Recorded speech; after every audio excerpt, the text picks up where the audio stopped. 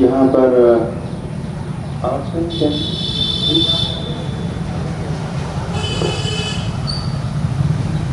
यहाँ पर आए हुए अपने सारे शिक्षकगण,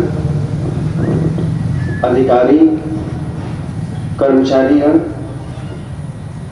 बच्चे हमारे और सभी सुरक्षाकर्मी और भी सारे वो लोग जो इस परिवार हमारे राजकीय इंजीनियरिंग कॉलेज अम्बेडकर नगर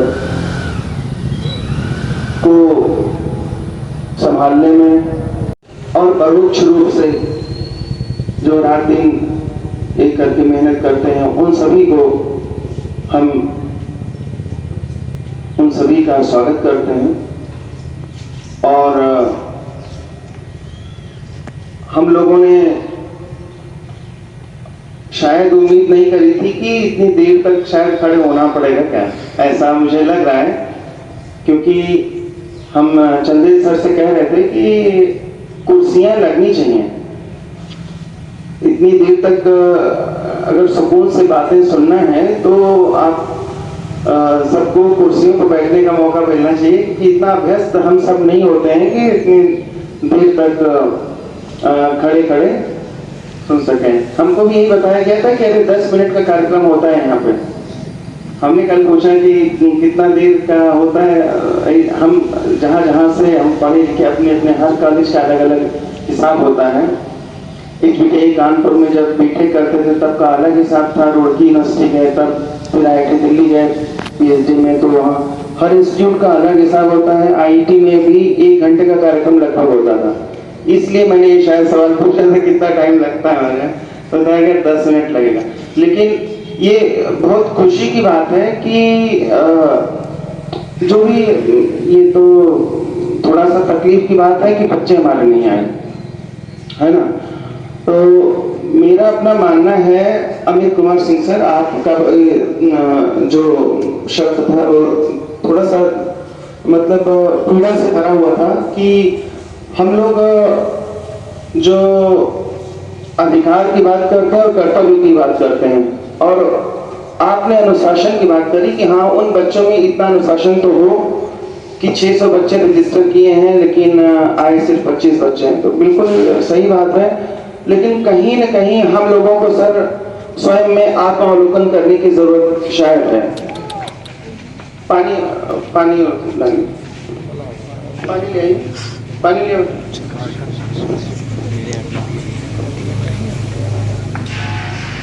पानी ले। इसलिए चंदेल सर है ना, वो सबकी आदत नहीं होती। कोई बात नहीं, अब बस 2 से 3 मिनट और हम लोग थोड़ा सा बातचीत कर लेंगे। पंकज, बेटे तबीयत ठीक है? ठीक है, उसको पानी पिलाइए। तो कुछ बच्चे हमारे अलग अलग खड़े हुए हैं। धूप लग रही थी। अच्छा, धूप लग रही।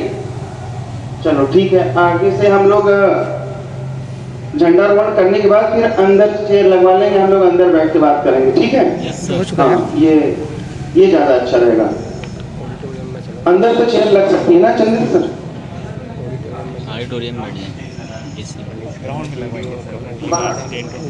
अच्छा, नहीं चलो ठीक है। अभी तो जब 26 जनवरी आएगा तो ठंडी लगेगी ना तुमको, तो फिर हो सकता है 26 जनवरी यही कर लेंगे, है ना। तो ढेर सारी बातें हम लोग कर चुके हैं और ढेर सारे शिक्षक हमारे और बच्चे अपनी अपनी बात आके यहाँ पर रखे। हम उन चीजों को दोहराने की जरूरत नहीं है, बहुत कुछ कहने को था, लेकिन जैसे जैसे सबके वक्तव्य आते गए तो लगा कि वो सारी चीजें समाहित हो चुकी हैं। अब बहुत सी चीजें कहने की जरूरत नहीं है, करने की भी जरूरत है। बस हमारा तो भाई मंत्र यही है कि बहुत ज्यादा कहने की जरूरत ना पड़े। खुद आपकी जो भी क्रियाकलाप हो और जो आपके वक्तव्य हो, है ना, जो हम लोग मुंह से बोल रहे हैं और जो कार्य कर रहे हैं, उन दो तभी ठीक है उसकी बच्ची ठीक, तो उनमें सामंजस्य हो, है ना, कि हम लोग अपनी बातें बड़ी बड़ी करें और अपने व्यवहार में एकदम ठीक विपरीत कार्य करें, वो ठीक नहीं है ना। तो बस हम सभी को अपने अपने हिस्से का प्रयास करना है। बच्चे हैं तो उनको अपना अनुशासन, जिसकी बात करी, और आरिफ साहब ने कहा कि बच्चों को मोबाइल से थोड़ा सा दूर अगर रह पाएंगे आप तो अपने समय को बचा पाएंगे। ये बहुत अच्छी बात कही उन्होंने, है ना, कि सबसे बड़ा दुश्मन वही है कि जो हरदम आपके साथ है। घर वाले भी नहीं है लेकिन वो एकदम साथ में है और पूरा टाइम आपका फील कर रहा है। तो ठीक है, आप समझदार बच्चे हैं और अभी इंजीनियरिंग में आ गए हैं, तो उन चीजों को आप ध्यान रखिए कि टाइम जितना बचा सकें, मोबाइल आपका टाइम ना खा जाए, क्योंकि समय बचाएंगे तभी उसको अपने को मजबूत बनाने में आप लगा पाएंगे। जब समय उसी में चला जाएगा तो फिर शायद उसको फायदा के बजाय वो नुकसान होगा उसका, है ना। ठीक है, बहुत ढेर सारी बातें हम लोगों ने करी हैं। और जहां तक अपने बच्चों की बात है तो हम यही कहेंगे कि कभी भी अपने मन में ये चीज मत लाना कि हम बहुत पिछड़े हुए जगह से आए हैं या फिर हम बहुत बड़े अंग्रेजी स्कूल में नहीं पढ़े हैं। यहाँ पर जो सारे टीचर आप लोग देख रहे हो, ये सब किसी न किसी तरह से सब ग्रामीण परिवेश से जुड़े हुए लोग हैं। हम लोग ही थे, जैसा कि छोटा सा स्कूल कोई बहुत बड़ा नहीं था, ठीक है।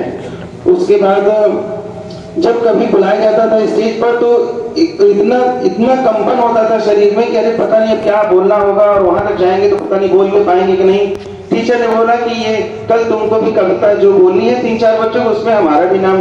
अब खाना पीना छोड़ के इतना टेंशन कि अब कल वहां पर जाना पड़ेगा जहाँ कभी गए नहीं, पता नहीं बोल पाएंगे कि नहीं, पता नहीं। वो खूब मेहनत किए, खूब याद किए कविता, है ना। 15 अगस्त को बोलना है, आधे पे भूल गए। खूब बड़ी तेजी से शुरू किए, उसके बाद जिस एकदम वंदे भारत की स्पीड से चल रहा था मामला, फिर लेकिन मन के कोने में ये रहता है अभी यार कहीं भूल न जाए, कहीं भूल न जाए, ऐसा तो ना कहीं बीच में डिस्कनेक्ट न हो जाए। होगा क्या, आधे पे भूल गए, उसके बाद याद ही नहीं आया। तो टीचर ने कहा चलो कोई बात नहीं, बहुत अच्छा, जितना बोला बहुत अच्छा। जैसे ही आप इतने सूत्र के नीचे जाओगे पूरा याद आ जाएगा, वो लाइन पकड़े होता तो पूरा भूल ले जाते, ठीक है।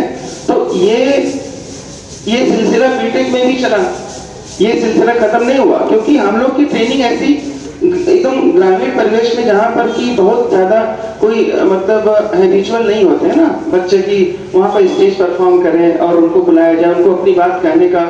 वो दौर की जब पिताजी के सामने अपनी बात भी नहीं कह सकते थे हम लोग। ग्रामीण परिवेश में यही होता है ना गाँव में कि अपनी बात कहना है तो मम्मी को बोलना है, मम्मी फिर पापा को बोलेंगे। डायरेक्ट इतना साहस बच्चों में नहीं होता था कि वो अपनी बात सीधे अपने फादर से बोल सके, इतना सम्मान कहो या कल्चर कहो, जो भी था ये, ठीक है। अब वो उल्टा हो गया, अब बच्चे जो है डायरेक्ट अपने पापा से बात कर देते हैं, ठीक है। तो वो समय है बेटा, और हम बहुत ज्यादा कुछ नहीं कहेंगे। जो भी अपनी स्ट्रेंथ हो या वीकनेस हो, ठीक है, उसको स्वयं को आप लोग खुद अपने में एसेस करो, ठीक है। क्या हमारी स्ट्रेंथ है उसको भी जानना जरूरी है, तभी आत्मविश्वास बढ़ेगा। और क्या क्या हमारी कमजोरी है ये एक्सेप्ट करने का साहस अपने में होना चाहिए। अगर उसका साहस नहीं रहेगा तो फिर हम यही मानते रहेंगे कि हम जो है बहुत अच्छे हैं, फिर सुधार की कभी संभावना नहीं रहेगी, ठीक है। बस बहुत ज्यादा हम आज तो इसलिए नहीं बोलेंगे कि जितना कुछ बोलने को था सब सारे टीचर लोग आपके बोल चुके हैं, है ना। तो बहुत सी बातें फिर हम लोग मौका मिलेगा तो करेंगे, लेकिन आप लोग का ये जो 4 साल का यहाँ पर इंजीनियरिंग कॉलेज में स्टे है, उसको ये मान लीजिए कि जीवन को अपने पूरा बदल देने का एक पीरियड है, एक ऐसा दौर, वो 4 साल जो कि आपके आने वाले अगले 70 साल को निर्धारित करेगा। ये बहुत क्रूशियल एक लाइफ का एक फेज होता है जब आप ग्रेजुएशन में आते हो, है ना।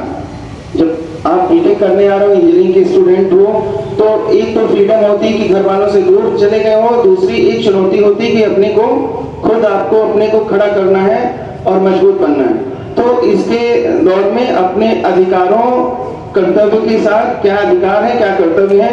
तीसरे नंबर पर जो बात करी सर ने कि वो अनुशासन की बात है। आज अनुशासन की कमी के कारण हम लोग अभी बच्चों को जो संख्या दिखी नहीं रही है, तो ये थोड़ा सा है, बहुत